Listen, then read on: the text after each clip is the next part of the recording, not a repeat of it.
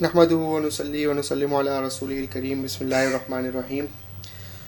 الدرس الرابع عشر 14واں سبق ہے عربی کے معلم کا، اور اس سبق کا عنوان ہے الفعل۔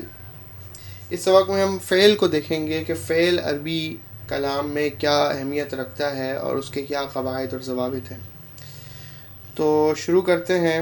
پہلے نمبر پہ یہ کہتے ہیں کہ فعل در حقیقت دو قسم کا ہوتا ہے،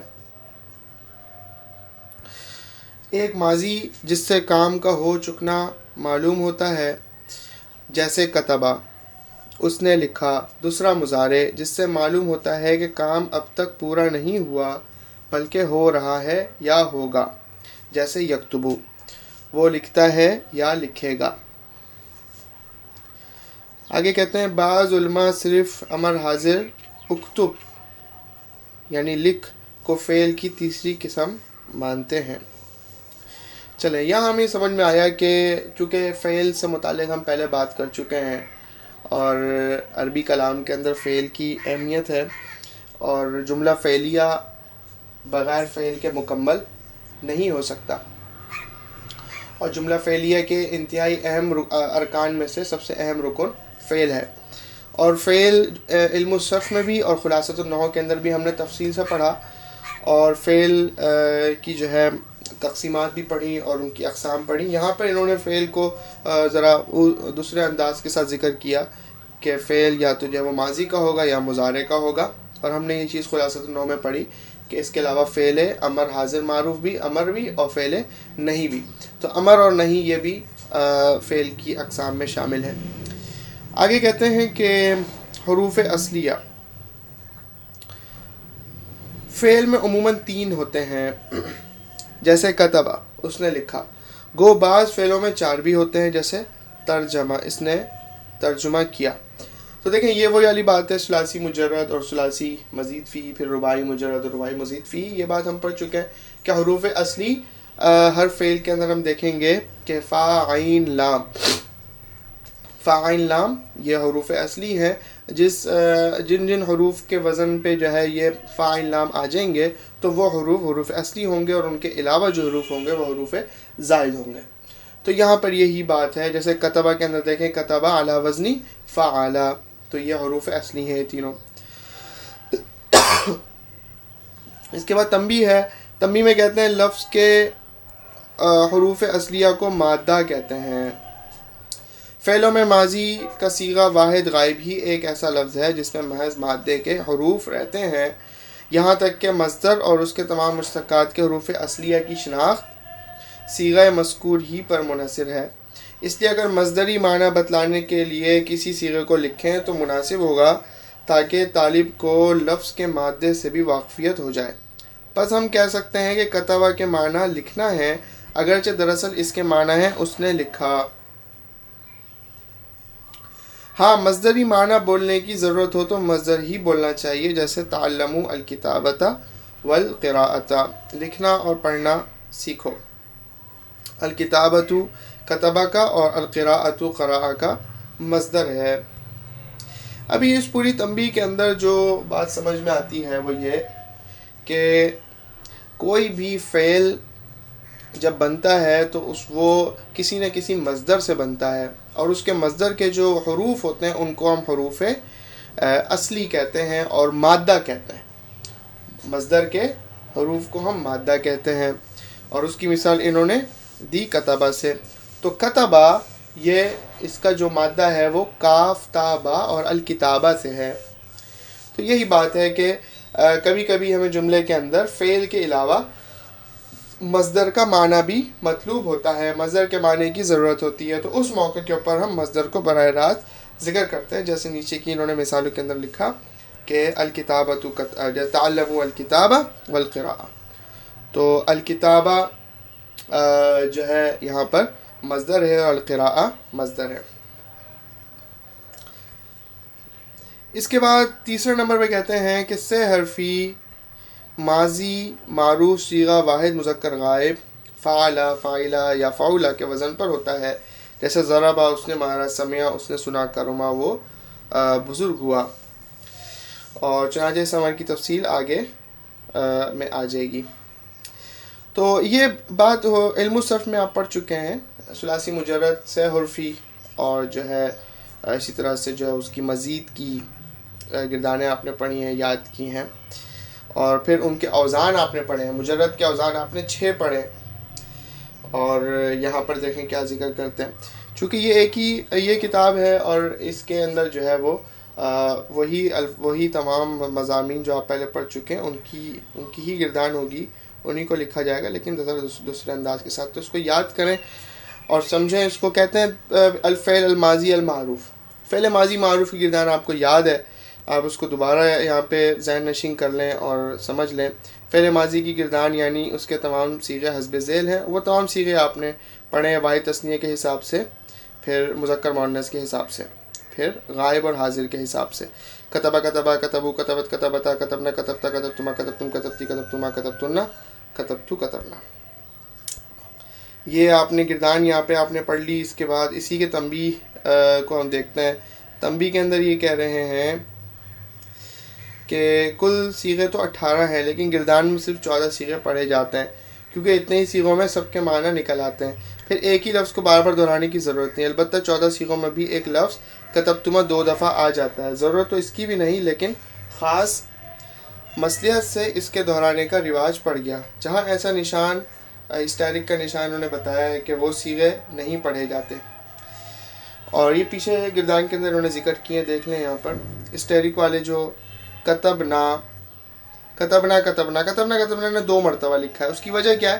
متکلم کے اندر ہم 1 مرتبہ بولتے ہیں، چونکہ وہ مذکر کو بھی، مذکر کا معنی بھی دیتا ہے، جمع مذکر کا بھی، جمع مؤنث کا بھی، تو 2 دفعہ اس کو ذکر کرنے کی ضرورت نہیں ہے۔ اسی طرح کتبتو بھی ہے، کتبتو بھی معنی دیتا ہے مذکر کا بھی، مؤنث کا بھی۔ تو بس یہی بتانا اس تنبیہ کے اندر ان کا مقصود ہے۔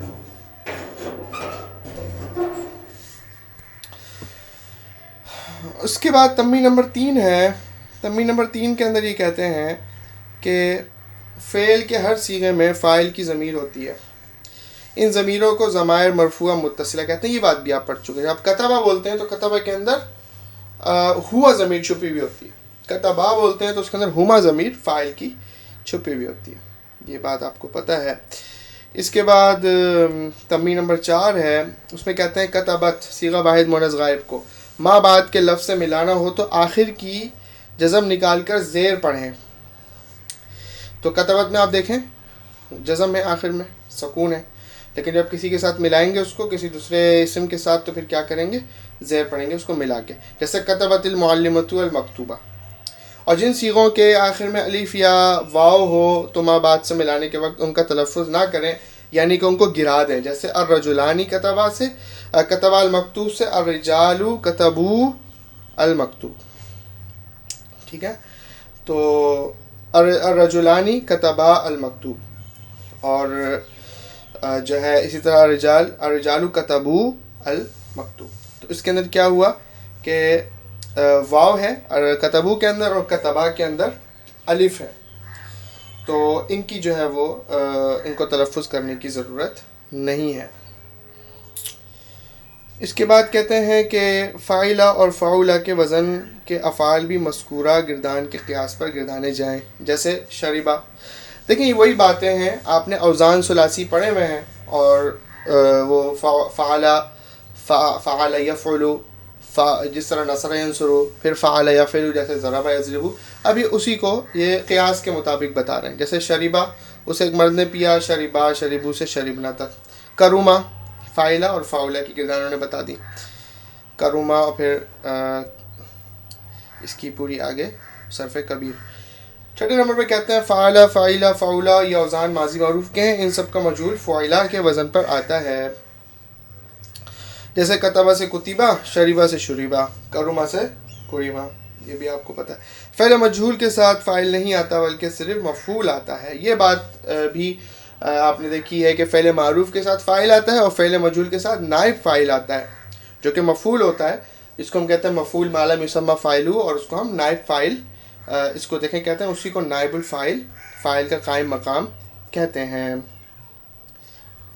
ابھی آج کا سبق اگر آپ غور کریں گے تو یہ بس ہم دہرا رہے ہیں اس کو، چونکہ پیچھے ہم یہ پڑھ چکے ہیں، اور اگر بالکل آپ پہلی مرتبہ سن رہے سبق کو تو اس سے آپ کو کوئی فائدہ نہیں ہوگا، اور آپ اس لیے پچھلے ہمارے جو دروس ہیں وہ سیکوینس کے ساتھ آپ سب سنیں اور یاد بھی کریں تو فائدہ ہوگا. فاعل کی طرح اسی کو رفع دیتے ہیں جیسے شریب اللبن، جیسے دودھ پیا گیا. اس جملے میں یہ نہیں بتایا گیا کہ پینے والا فاعل یعنی فاعل کون ہے، یہ بات آپ کو پتہ ہے. اس طرح ماضی پر لفظ ما نافیہ لگا دینے سے ماضی منفی ہو جاتا ہے، جیسے ما کتبہ اس نے نہیں لکھا، ما شریبہ اس نے نہیں پیا. 8ویں نمبر پہ کہتے ہیں اکثر اوقات ماضی پر لفظ قد یا لقد کا مطلب ہے بے شک بڑھایا جاتا ہے، جس سے تاکید کے معنی پیدا ہوتے ہیں، لیکن ترجمہ میں ہمیشہ اس کے معنی لینے کی ضرورت نہیں، جیسے قد ضربہ زید بکرن، بے شک زید نے بکر کو مارا. 9ویں نمبر پہ کہتے ہیں کہ چھٹے سبق میں تم نے پڑھا ہے کہ جس جملے کا پہلا جز فعل ہو وہ جملہ فعلیہ. جملہ فعلیہ میں فعل کے بعد عموماً فاعل آتا ہے جو حالت رفع میں ہوتا ہے، جیسے جلس زیدن زید بیٹھا ہو. فعل متعدی ہو تو تیسرا جز مفعول ہوتا ہے جو حالت نصبی میں ہوا کرتا ہے. دیکھیں سبق نمبر 10، جیسے اکل زیدن خبزن، تو خبزن یہاں پر مفعول ہے حالت نصبی میں، زید نے روٹی کھائی. ان کے سوا باقی سب متعلقات کہلاتے ہیں، جیسے مع اللحم، فی البیت، مع اللحم مضاف الیہ، فی البیت جار مجرور، اور الیوم ظرف ہے. تو کبھی مفعول کو، یہ متعلقات ہیں، ٹھیک ہے، جملے کے یہ متعلقات ہیں. جملے کے 3 اہم جز غور کریں، 3 اہم جز جملہ فعلیہ کے 3 ہی ہیں. کون کون سے؟ فعل، فاعل اور مفعول. بس جملہ متعدی ہو، فعل متعدی ہو تو مفعول بھی اس میں شامل ہوگا. اگر متعدی نہیں ہے، لازم ہے فعل، تو اس میں صرف فعل اور فاعل جملے کے اہم جز ہوں گے، بنیادی جز، اور باقی جو ہوں گے سب متعلقات ہوں گے. پھر کہتے ہیں جیسے الیوم اکملت لکم دینکم، آج میں نے کامل کر دیا تمہارے لیے تمہارا دین. اس جملے میں الیوم اور لکم متعلقات ہیں، پہلا فعل پر دوسرا مفعول پر مقدم ہے. 10ویں نمبر پہ کہتے ہیں جملہ فعلیہ میں فعل ہمیشہ واحد کا صیغہ رہے گا، خواہ فاعل تثنیہ ہو یا جمع. البتہ فاعل مذکر کے لیے مذکر کا صیغہ آئے گا اور مؤنث کے لیے مؤنث کا صیغہ، جیسے کتب ولدن، کتب ولدانی، کتب اولادن. ابھی دیکھیں ولدن مفرد ہے، اس کا فعل بھی کتبہ مفرد ہے. ولدانی تثنیہ ہے، اس کا فعل مفرد ہے. اولاد جمع ہے، اس کا فعل مفرد ہے. تو فاعل کی کوئی بھی حیثیت ہو سوائے مذکر مؤنث کے، اگر اس کی واحد تثنیہ اور جمع کی حیثیت ہے تو ہر صورت میں جو فعل ہے وہ مذکر کا ہے، مفرد کا ہی رہے گا. ہاں اگر فاعل جو ہے وہ مذکر ہے تو فعل مذکر کا ہوگا واحد، اور اگر فاعل مؤنث کا ہے تو پھر فعل بھی مؤنث کا ہوگا لیکن مفرد کا ہی ہوگا. جیسے کتبت ابنتن، کتبت ابنتانی، کتبت بناتن. مگر فاعل پہلے آئے تو فعل و فاعل کے صیغے یکساں ہوں گے. اس کے مسئلے کی تفصیل سبق نمبر 18 میں لکھی جائے گی، جبکہ یہ آپ پڑھ چکے ہیں خلاصۃ النحو کے اندر کہ اگر فاعل مقدم ہو، یعنی بناتن کتبت نہیں بولا جائے گا، بناتن کتبنا، چونکہ فاعل مقدم ہو گیا تو فعل پھر پوری ہر چیز میں مطابقت کے ساتھ آئے گا، مذکر مؤنث میں بھی اور واحد تثنیہ جمع کے اندر بھی وہ مطابقت کے ساتھ آئے گا. اس کے بعد یہ سلسلہ الفاظ ہیں، ان کو جو ہے وہ دیکھیں. تنبیہ میں کہتے ہیں ذیل کے الفاظ، سلسلہ الفاظ میں ہر ایک فعل ماضی کے ساتھ اس کا مضارع بھی لکھ دیا گیا ہے. یہ آپ چونکہ جانتے ہیں آپ کے لیے آسان ہوگا، آپ سمجھ جائیں گے. ہر ایک فعل ماضی کو گزری ہوئی گردان پر ایک بار گردان کر لیں تو اچھا ہوگا. پھر ہر ایک فعل کا ماضی مجہول بھی بنا لیں، گردان کر لیں. خصوصاً مدارس کے عزیز طلبہ ضرور اتنی تکلیف برداشت کریں.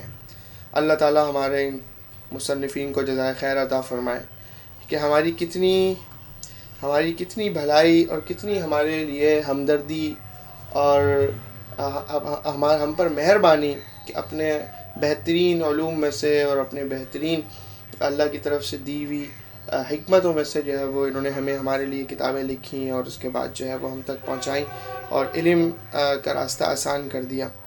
تو اپنے استادوں کو ضرور دعاؤں میں یاد رکھنا چاہیے، اور خصوصاً کتاب کے مصنف کو کہ اللہ تعالیٰ ان کو خوب جزائے خیر عطا فرمائے، خوب برکت عطا فرمائے، ان کی قبر کو جنت کا باغ بنائے. تو اب اس کو آپ یاد کریں، اس سلسلہ الفاظ کو، ان کی گردانیں ہیں، گردانوں کو بھی یاد کریں اور بنائیں اس طرح انہوں نے کہا مصنف نے. اس کے بعد پھر یہ تمام الفاظ معنی ان کے یاد کریں. پھر اس کے بعد مشق ہے ماضی معروف کی، پھر ماضی مجہول کی، اور یہ آپ مکمل کریں. اس کے بعد یہ پوری مشقیں ہیں. مشق نمبر 13 ہے، اس کو بھی مکمل کریں. دیکھیں اس کتاب کا سب سے اچھا فائدہ یہی ہے، اس سے مشقیں آپ کو بہت زیادہ ملتی ہیں، اور مشقیں حل کرنے سے ہی علم آتا ہے. اب مشق نمبر 13 کو اگر دیکھیں، جیم ہے حصہ، تو یہ قرآن کریم میں سے یہ مثالیں دی جا رہی ہیں. کہتے ہیں پہلی مثال، کم من فئۃ قلیلۃ غلبت فئۃ کثیرۃ باذن اللہ. تب یہ دیکھیں کم اس کے اندر خبریہ ہے. اس طرح من قتل نفسا بغیر نفس او فساد فی الارض فکانما قتل الناس جميعا. تو اس کے اندر یہ تمام مشقیں ہیں، ان کو آپ دیکھیں. اس کے بعد عربی میں ترجمہ کریں، اور بہت طویل مشقیں ہیں، ان کو آپ جتنا اچھے سے کریں گے انشاءاللہ اتنا آپ کو فائدہ ہوگا، اور آپ جو ہے وہ اپنے علم کے اندر ماہر ہوں گے. ہمارا مقصد جلدی ختم کرنا نہ ہو، جلدی کر کے ختم کرنا نہ ہو، بلکہ آرام سے ٹھہر کے اور اطمینان کے ساتھ، اور اس کے علاوہ خوب مہارت کے ساتھ، جب تک ایک لفظ سمجھ نہ آ جائے اس وقت تک اگلا سبق نہ سنیں. اللہ تعالی ہم سب کو ماننے کی توفیق عطا فرمائے.